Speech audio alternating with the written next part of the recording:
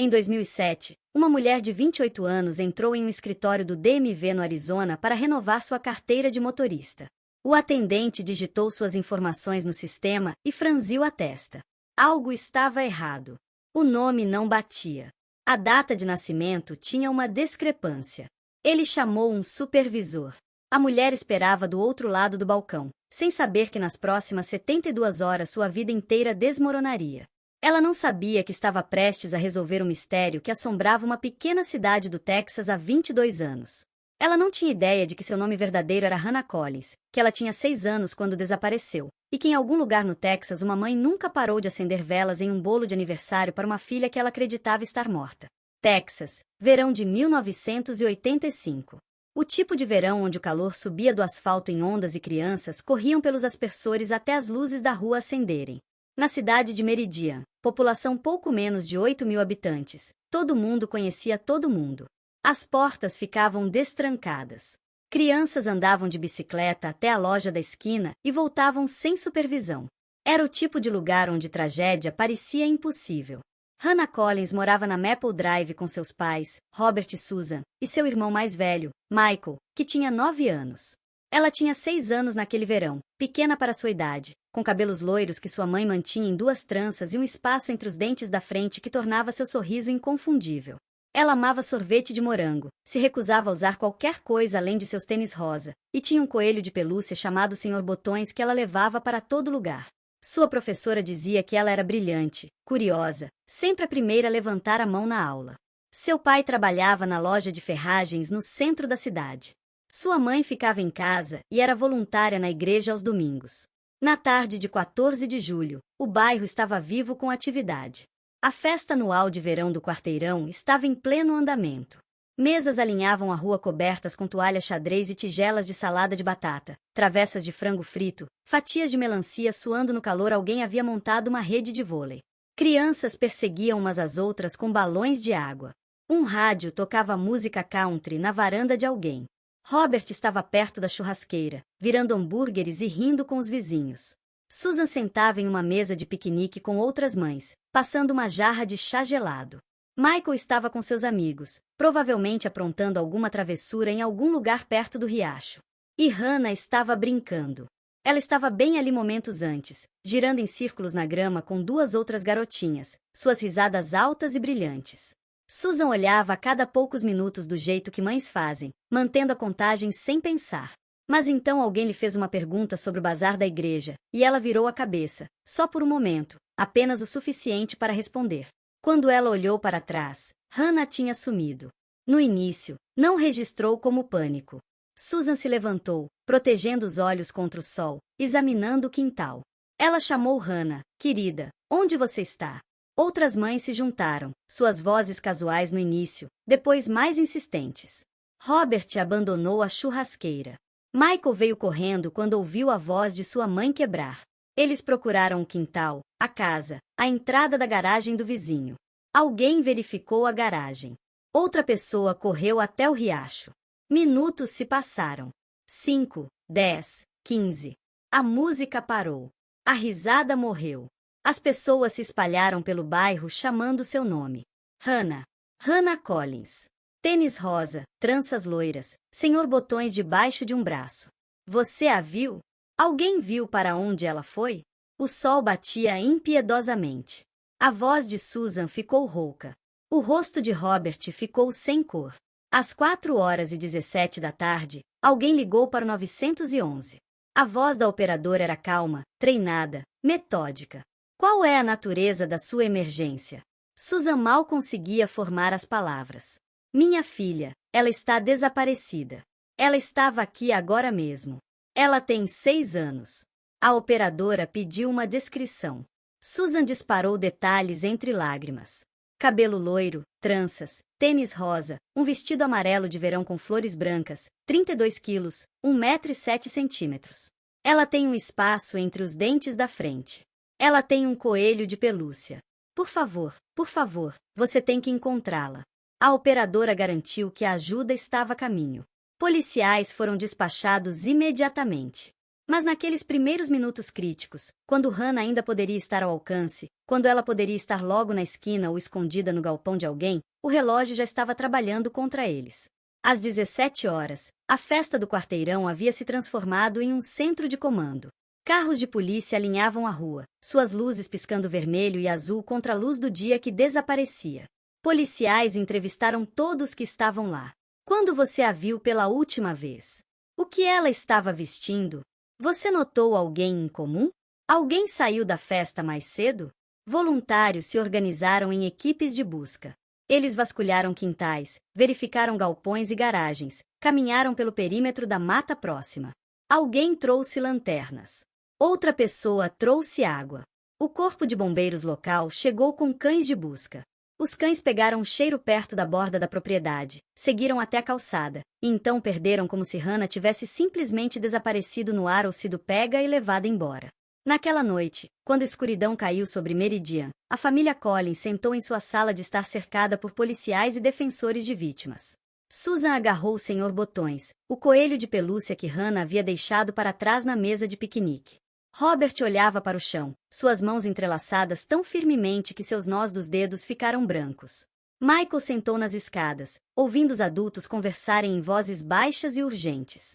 O detetive principal, um homem chamado Thomas Garner, sentou-se na frente deles. Ele estava na casa dos 40 anos, grisalho nas têmporas, com o tipo de rosto que havia visto demais. Ele falou gentilmente, mas firmemente. Vamos encontrá-la, ele disse. Temos todos os policiais disponíveis lá fora agora. Entramos em contato com o FBI. Estamos montando bloqueios em todas as rodovias que saem da cidade, mas preciso que vocês me digam tudo. Tudo sobre hoje. Tudo sobre Hannah. Qualquer coisa que possa nos ajudar. Susan e Robert falaram até suas vozes se esgotarem. Eles descreveram a rotina de Hannah, seus amigos, seus lugares favoritos. Eles nomearam cada pessoa que estava na festa. Eles quebraram a cabeça por qualquer coisa em comum, qualquer estranho que tivesse passado, qualquer conversa que parecesse estranha. Mas não havia nada. Nada que fizesse sentido. Nada que explicasse como uma garotinha poderia desaparecer à luz do dia, cercada por dezenas de pessoas que a amavam. As primeiras 48 horas foram caos. A polícia montou uma linha direta que tocava constantemente. Voluntários vasculharam campos e riachos e edifícios abandonados. Helicópteros circulavam no alto, suas luzes de busca cortando a escuridão. Equipes de notícias chegaram de Dallas e Houston, montando câmeras no gramado da frente dos Collins. O rosto de Hannah apareceu em todas as telas de televisão no Texas. Criança desaparecida Hannah Marie Collins, 6 anos, vista pela última vez em 14 de julho às aproximadamente 16 horas. Se você tiver alguma informação, por favor ligue. O telefone tocou dia e noite. Algumas ligações eram genuínas. A maioria não era. Pessoas relataram ter visto garotas loiras em supermercados, em postos de gasolina, nos bancos de trás de carros que passavam. Cada pista foi seguida. Cada avistamento foi investigado. Mas nenhum deles era Hannah. No terceiro dia, um homem se apresentou alegando ter visto uma menina correspondendo à descrição de Hannah no banco do passageiro de um sedã azul indo para o leste na rodovia 12 por volta das 16h30 daquela tarde. A polícia rastreou a rota, entrevistou atendentes de postos de gasolina, verificou filmagens de segurança. Nada. O sedã azul nunca foi encontrado. No quinto dia, uma mulher ligou para a linha direta dizendo que havia visto um homem rondando perto da festa do quarteirão no início daquele dia, alguém que ela não reconheceu. A polícia trouxe para trabalhar com um desenhista. O retrato falado foi distribuído em todo o estado. Dezenas de pessoas ligaram para identificar o homem no esboço. Todos foram investigados. Nenhum deles estava conectado ao desaparecimento de Hannah. No final da primeira semana, a onda inicial de esperança havia começado a desaparecer. As buscas voluntárias ficaram menores. A cobertura da mídia mudou para outras histórias. O detetive Garner sentou na cozinha dos Collins, seu café ficando frio, e contou a eles a verdade que eles não queriam ouvir.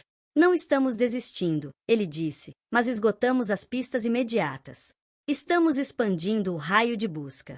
Estamos investigando agressores sexuais registrados na área. Estamos coordenando com outras jurisdições, mas não vou mentir para vocês. Quanto mais tempo ela fica desaparecida, mais difícil isso se torna. Susan enterrou o rosto nas mãos. Robert se levantou e saiu da sala. Michael, ouvindo do corredor, sentiu algo dentro dele quebrar. A investigação mudou de foco. A polícia começou a olhar para pessoas mais próximas de casa. Membros da família, vizinhos, qualquer um que estivesse na festa. Robert e Susan foram questionados separadamente, suas histórias cruzadas em busca de inconsistências. Era procedimento padrão, o detetive Garner explicou, mas parecia uma traição. Michael foi entrevistado por uma psicóloga infantil. Seus pais brigavam? Alguém na família estava agindo de forma estranha? Hannah já mencionou ter medo de alguém? As perguntas pareciam invasivas, acusatórias, mas Michael as respondeu todas. Ele queria sua irmã de volta. Ele faria qualquer coisa. Um vizinho 2 ruas acima, um homem na casa dos 50 anos que morava sozinho, tornou-se uma pessoa de interesse quando alguém se lembrou que ele havia saído da festa mais cedo. A polícia obteve um mandado para revistar sua casa. Eles não encontraram nada. Ele saiu mais cedo porque tinha uma consulta médica. Seu álibi foi confirmado. Ele foi liberado, mas o dano estava feito. A suspeita pairava sobre o bairro como uma névoa. 3 semanas depois que Hannah desapareceu, um homem em uma cidade a 50 quilômetros de distância ligou para a polícia e confessou. Ele disse que a tinha levado. Ele disse que sabia onde ela estava. Detetives correram para entrevistá-lo. Ele estava despenteado, agitado, falando rapidamente. Ele deu detalhes. Um vestido amarelo, tranças loiras. Mas quando pressionado, sua história desmoronou. Os detalhes não correspondiam.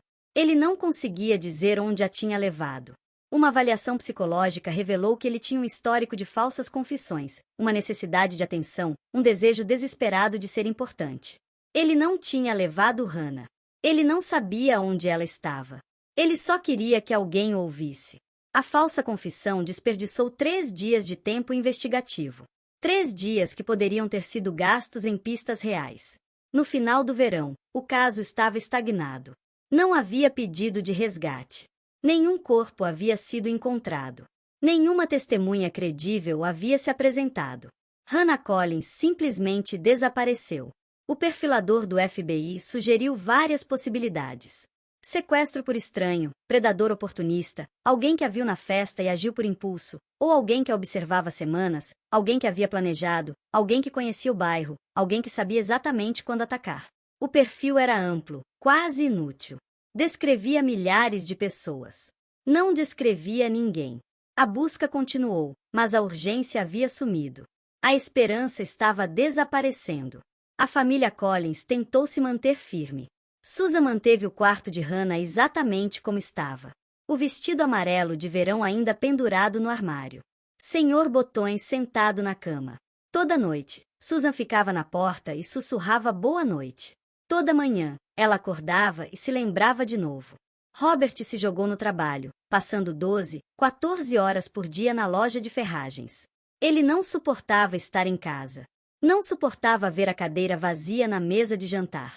Michael parou de brincar com seus amigos. Parou de sorrir. Ele ficou quieto, retraído. Na escola, os professores notaram. Em casa, seus pais notaram, mas ninguém sabia o que dizer. Como você consola um menino que perdeu sua irmã? Como você diz a ele que tudo ficará bem quando você mesmo não acredita nisso? Em outubro, a investigação havia oficialmente esfriado. O detetive Garner ainda verificava uma vez por semana, ainda seguia as dicas quando chegavam, mas o arquivo foi movido para o fundo da gaveta. Outros casos exigiam atenção. Outras famílias precisavam de ajuda. As equipes de busca se desmancharam. As equipes de notícias seguiram em frente. A linha direta parou de tocar. Hannah Collins se tornou uma estatística. Uma das milhares de crianças desaparecidas. Mais um rosto em um cartaz. Mais uma família despedaçada. Susan parou de sair de casa. Ela parou de atender o telefone. Ela parou de ir à igreja. Robert sugeriu terapia. Ela recusou. O que um terapeuta diria a ela? Que ela deveria seguir em frente. Que ela deveria aceitar que Hannah se foi. Como ela poderia aceitar isso? Como ela poderia seguir em frente quando não sabia, quando não havia corpo, nenhuma prova, nenhum fechamento, apenas um espaço vazio onde sua filha deveria estar? Robert tentou ser forte, Tentou manter a família unida, mas a tensão era demais. Ele e Susan mal conversavam. Quando faziam, era sobre logística. Contas, escola do Michael, compras. Nunca sobre Hannah. Falar sobre ela era doloroso demais. Michael aprendeu a navegar pelo silêncio, aprendeu a ler a tensão na casa. Ele se tornou adepto de se tornar invisível, de entrar e sair de quartos sem ser notado. Ele manteve suas notas boas. Ele não causou problemas. Ele não queria adicionar ao fardo de seus pais. Mas por dentro, ele estava se afogando. Ele sentia a falta de sua irmã. Ele sentia a falta do som de sua risada, do jeito que ela costumava roubar seus quadrinhos, do jeito que ela subia em sua cama durante tempestades. Ele sentia a falta de seu sorriso com espaço nos dentes. Ele sentia a falta de tudo. No 7º aniversário de Hannah, 23 de novembro, Susan fez um bolo. Chocolate, o favorito de Hannah. Ela colocou 7 velas em cima e as acendeu.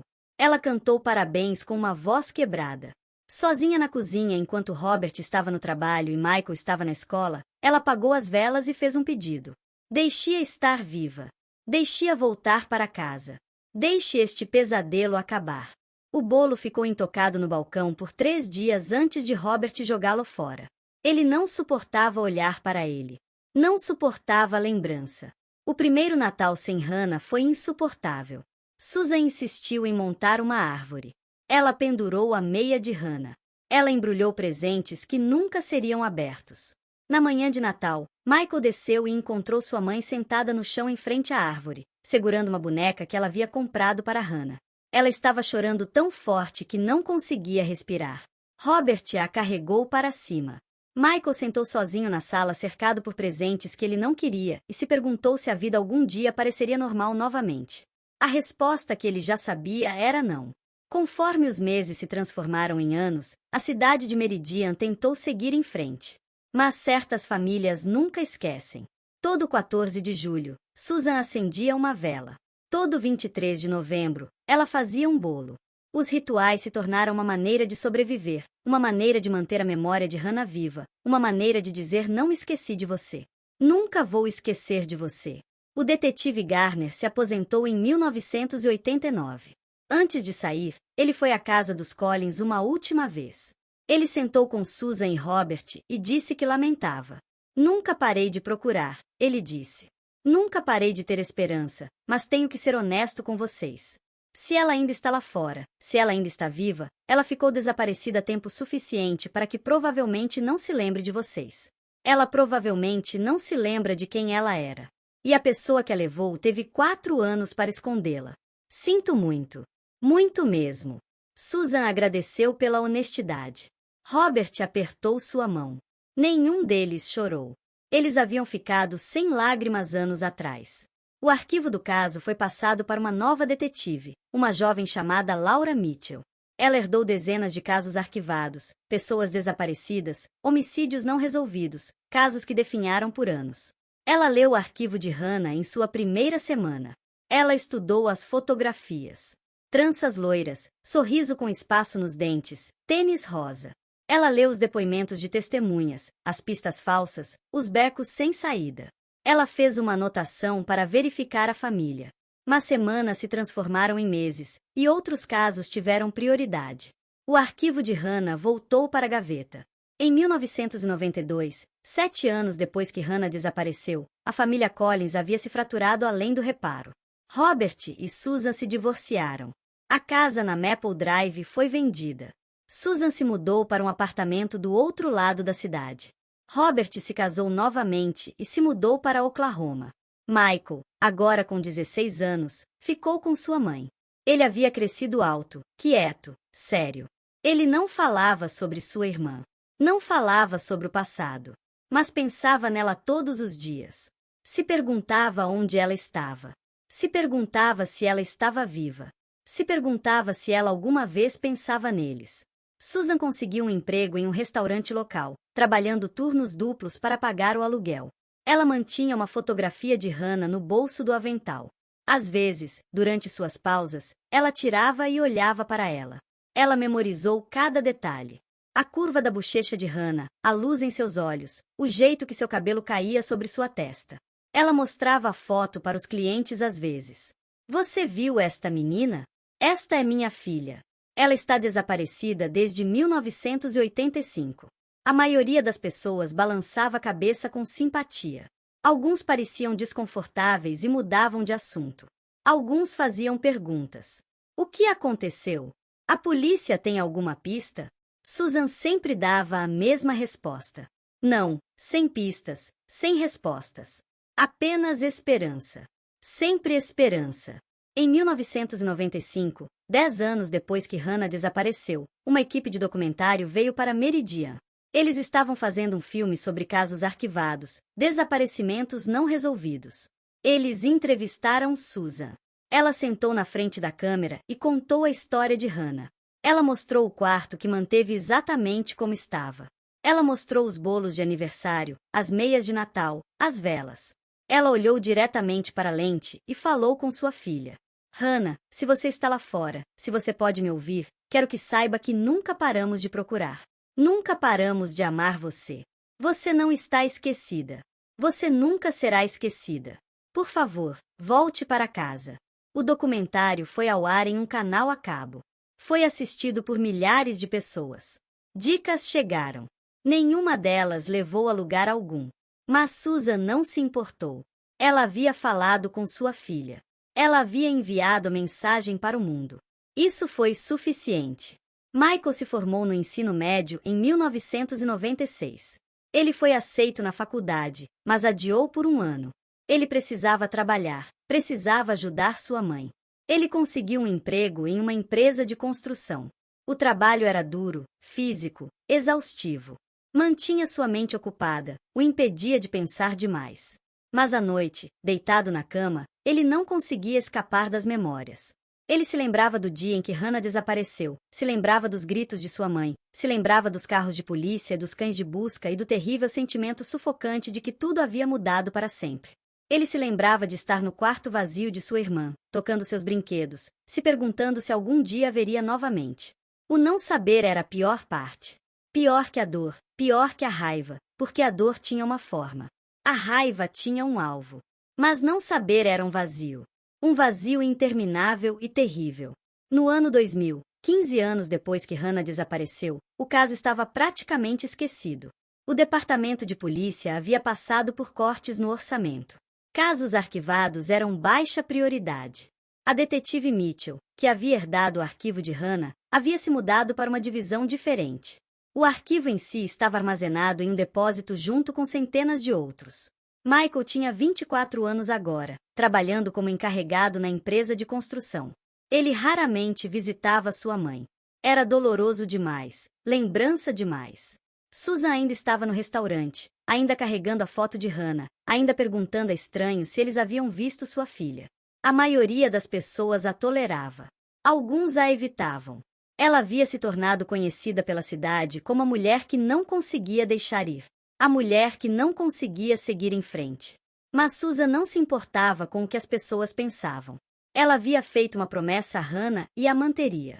O que ninguém sabia, o que ninguém poderia ter adivinhado, era que Hannah estava viva. Ela esteve viva o tempo todo. Ela estava vivendo sob um nome diferente em um estado diferente com uma mulher que a roubou 22 anos atrás. O nome da mulher era Dorothy Kenny. Ela tinha 51 anos em 1985, solteira, sem filhos e desesperada. Ela havia sofrido 3 abortos espontâneos e foi informada pelos médicos que nunca levaria uma gravidez a termo. Seu marido a deixou por causa disso. Sua família se afastou. Ela estava sozinha, amarga e consumida pela dor. Quando ela viu Hannah na festa do quarteirão naquele dia de verão, algo dentro dela estourou. Ela viu uma garotinha, loira e linda, e ela precisava dela. Então ela esperou. Esperou até que os adultos estivessem distraídos. Esperou até que Hannah vagasse perto da borda do quintal. Então ela se ajoelhou, sorriu e disse: sua mãe me mandou buscá-la. Há uma surpresa. Venha comigo. Hannah, confiante e inocente, pegou sua mão. Dorothy dirigiu por 3 dias seguidos.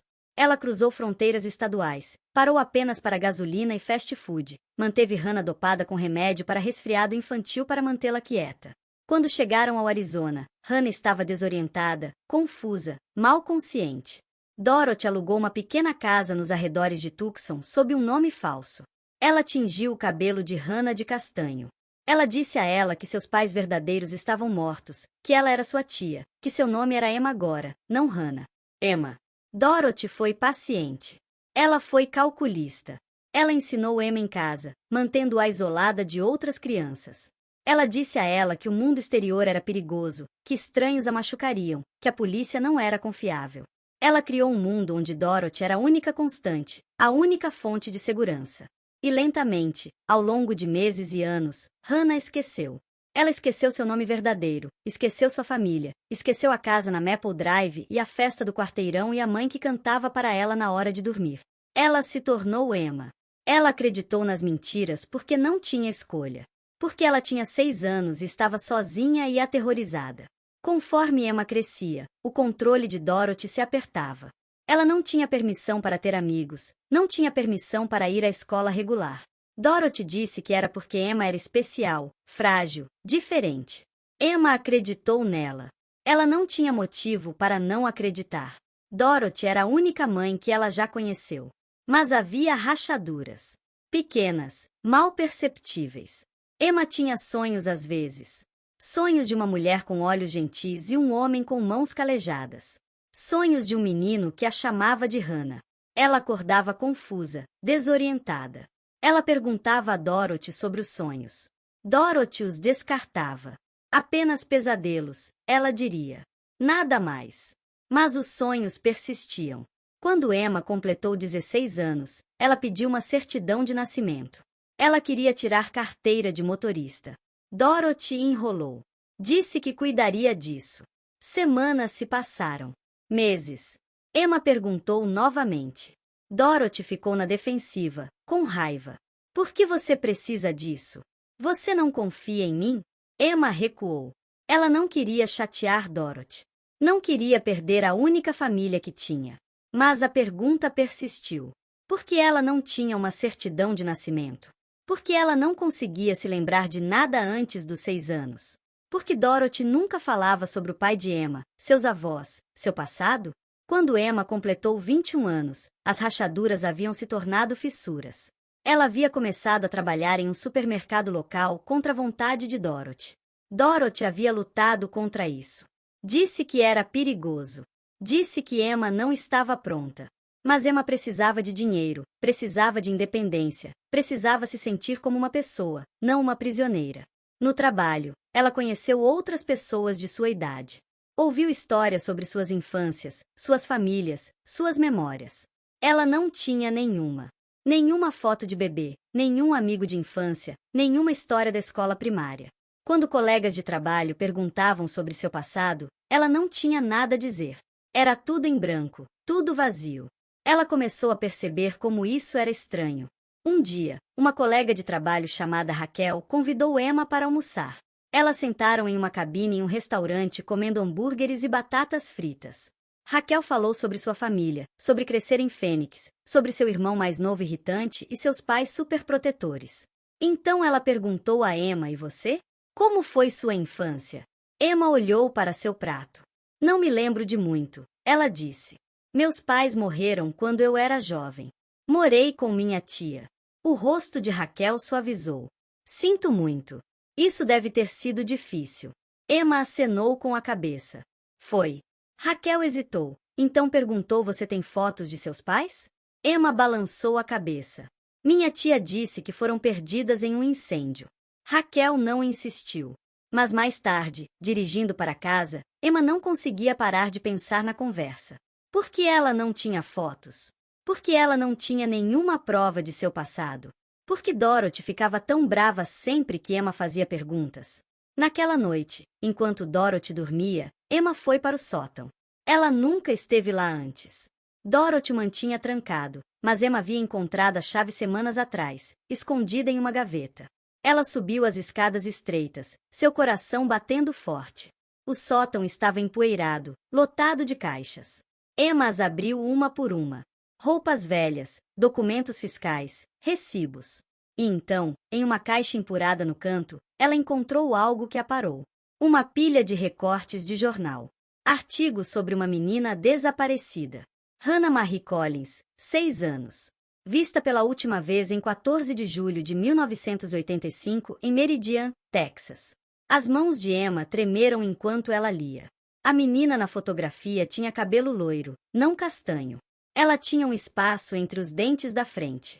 Emma tocou seus próprios dentes. Ela tinha um espaço. Ela sempre teve um espaço. Dorothy disse que era genético. Mas essa menina, essa Hannah, parecia Emma. Ou Emma parecia com ela. Emma leu cada artigo, estudou cada fotografia. Quanto mais ela lia, mais as peças se encaixavam. Os sonhos. Os espaços em branco em sua memória. A recusa de Dorothy em falar sobre o passado. A certidão de nascimento ausente. O isolamento. Emma sentiu como se o chão estivesse caindo sob ela. Ela colocou os artigos de volta exatamente como os havia encontrado. Subiu de volta as escadas, foi para a cama, mas não dormiu. Ela ficou acordada olhando para o teto, sua mente correndo. Era possível? Ela poderia ser essa menina? Dorothy poderia ter mentido sobre tudo? Na manhã seguinte, Emma agiu normalmente. Ela fez o café da manhã. Ela foi trabalhar.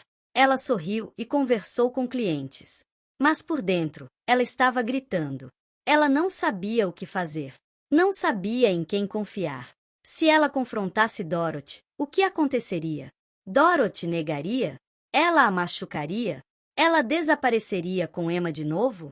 Emma estava aterrorizada. Mas ela também estava com raiva. Com raiva das mentiras. Com raiva dos anos roubados. Com raiva da vida que ela deveria ter tido. Nas próximas semanas, Emma começou a pesquisar. Ela usou os computadores na biblioteca, cuidadosa para deletar seu histórico de busca.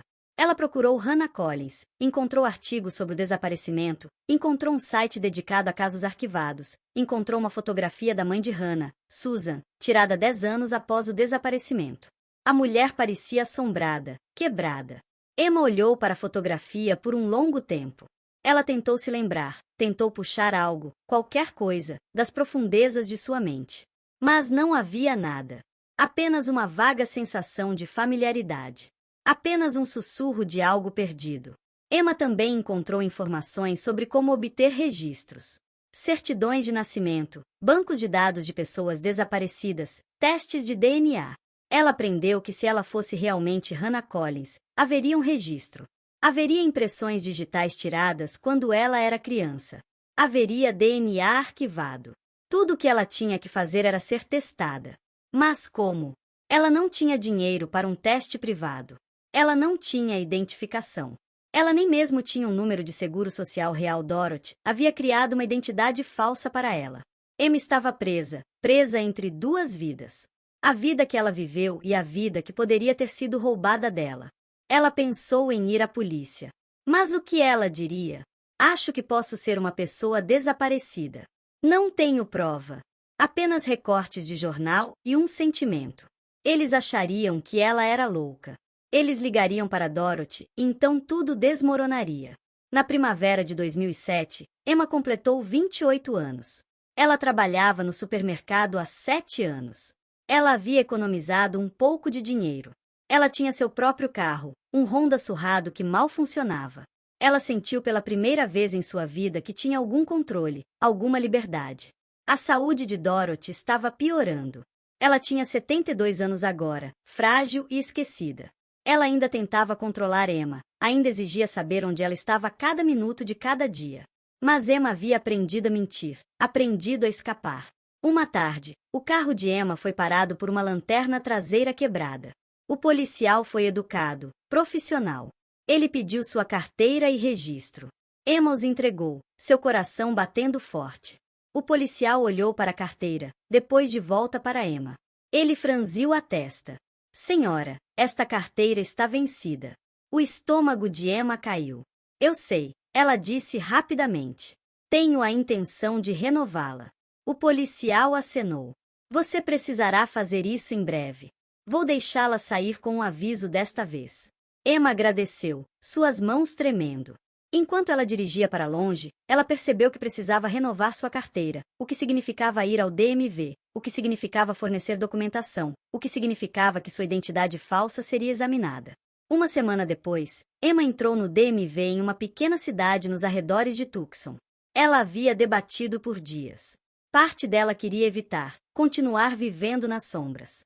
Mas outra parte dela, a parte que havia lido aqueles artigos de jornal e olhado para aquela fotografia de Susan Collins, queria respostas. Precisava de respostas.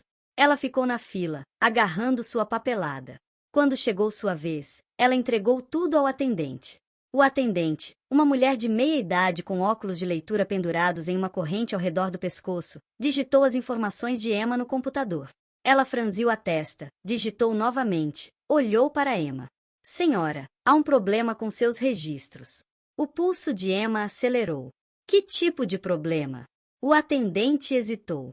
Não tenho certeza. Está sinalizado no sistema. Você pode esperar aqui por um momento? Emma acenou, sua boca seca. O atendente desapareceu em um escritório nos fundos. Emma ficou no balcão, sua mente correndo. O que havia acionado a sinalização?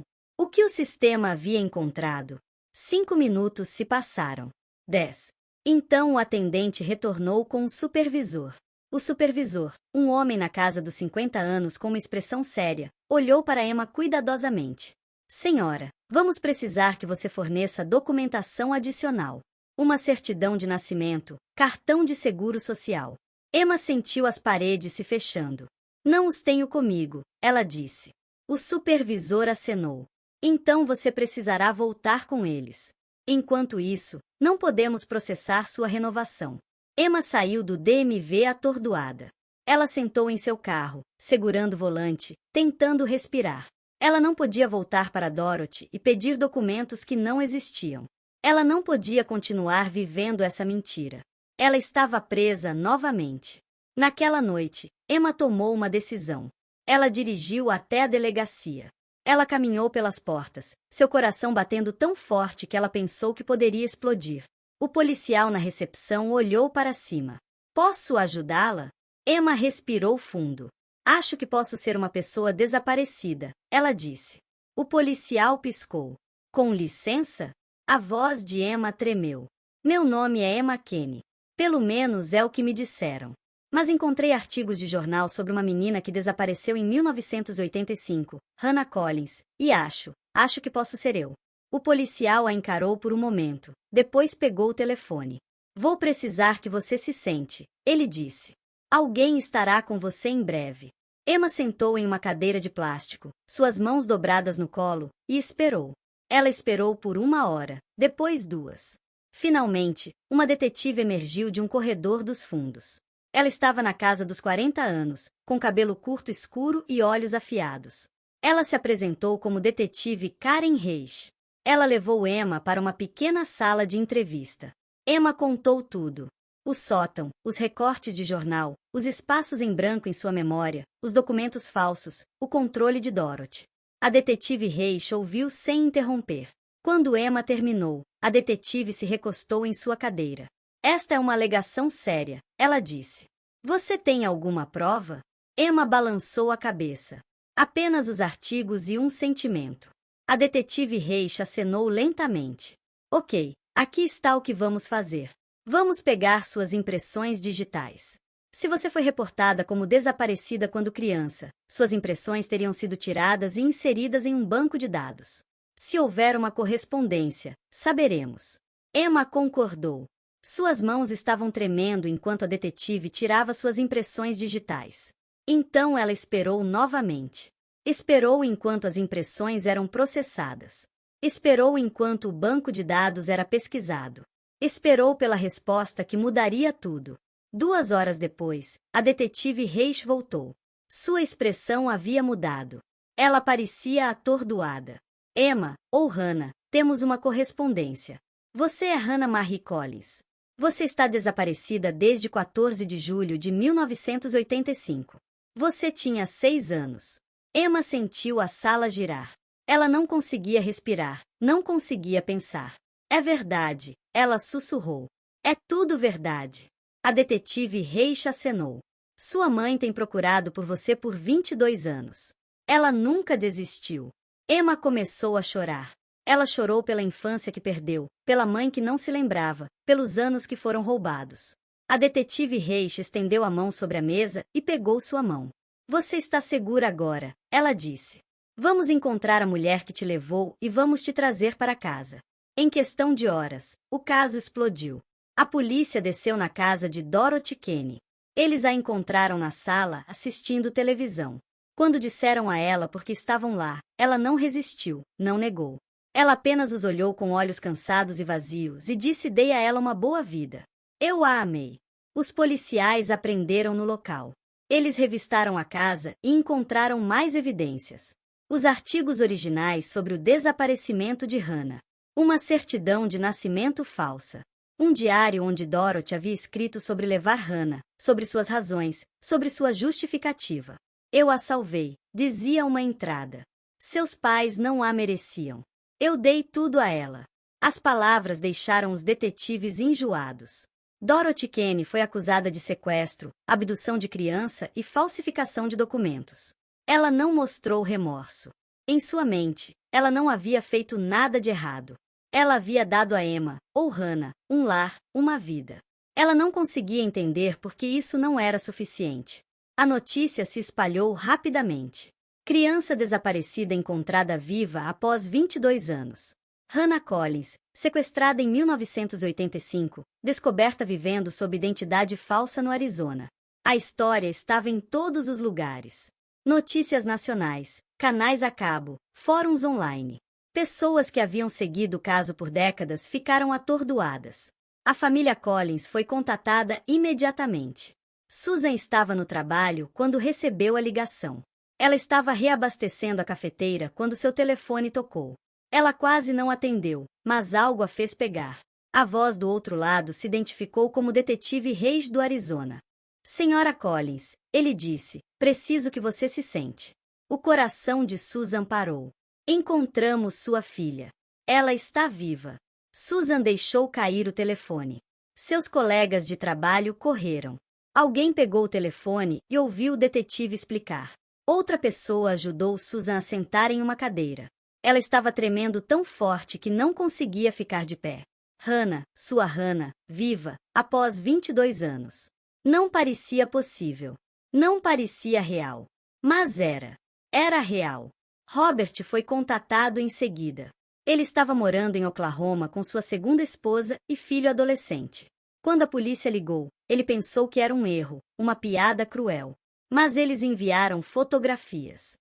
Fotografias de uma mulher que parecia exatamente como Hannah teria parecido se tivesse crescido. Os mesmos olhos, o mesmo espaço nos dentes, a mesma inclinação de cabeça. Robert sentou em sua varanda e chorou.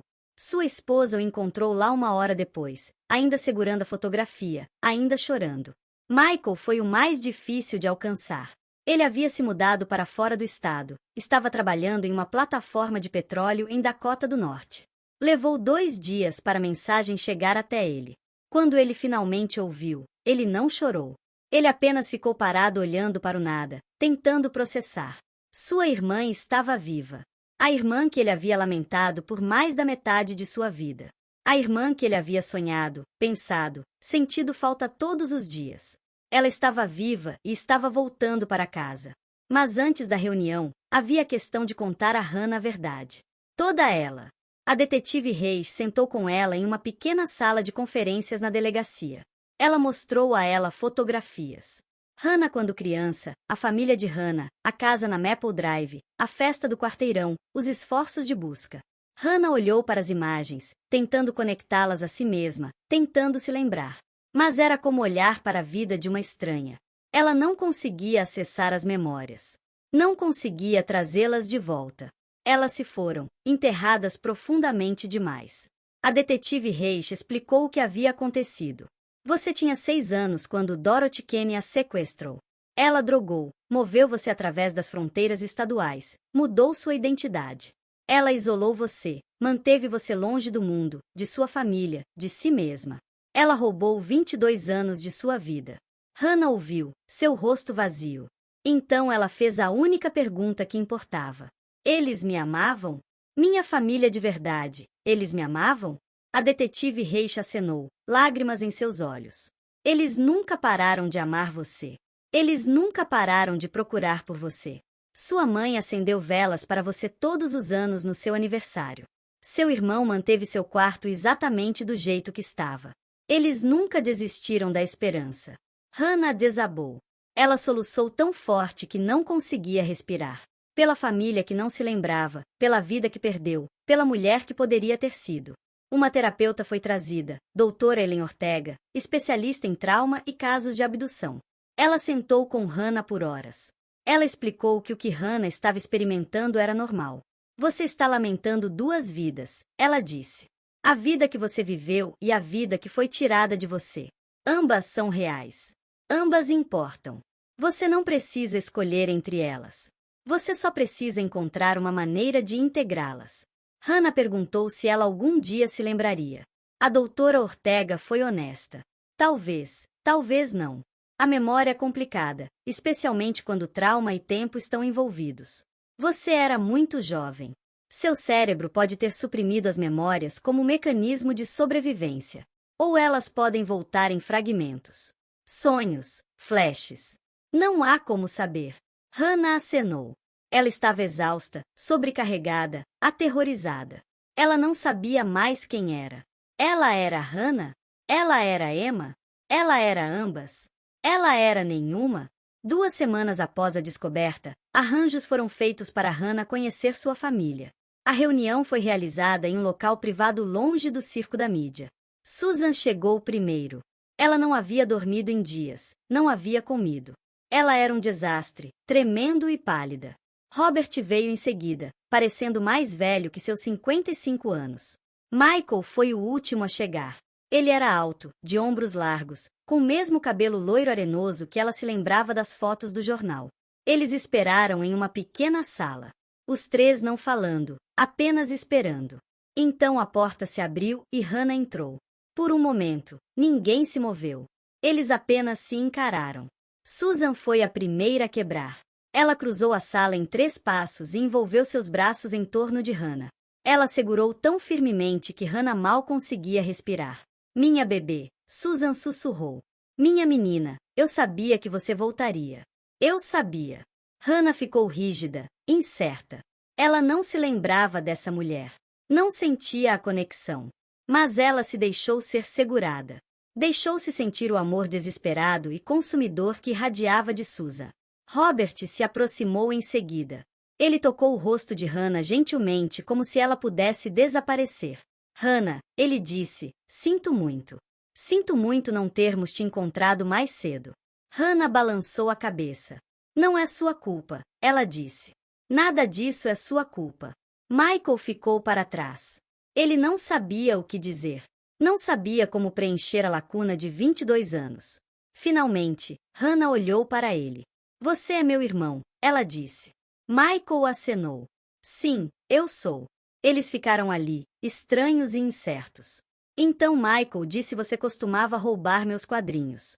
Hannah piscou. Roubava? Michael sorriu. Um sorriso triste e quebrado. O tempo todo. Você entrava no meu quarto e os pegava. Então negava. Mesmo quando eu os encontrava debaixo da sua cama. Hannah sentiu algo mudar. Um lampejo de algo. Não uma memória, mas um sentimento. Familiaridade. Ela sorriu de volta. Sinto muito. Michael balançou a cabeça. Não sinta. Eu deixaria você roubar todos os meus quadrinhos se isso significasse que você estivesse aqui. Eles se abraçaram. E pela primeira vez desde a descoberta, Hannah sentiu que talvez, apenas talvez, ela pudesse encontrar seu caminho de volta para quem ela tinha sido. Ou pelo menos para quem ela deveria ser. Se você chegou até aqui, deixe um comentário dizendo de onde você está assistindo. Se esta história tocou você, se ela te fez sentir algo, por favor deixe seu like, se inscreva no canal e compartilhe com alguém que precise ouvir esta história. Obrigado por assistir.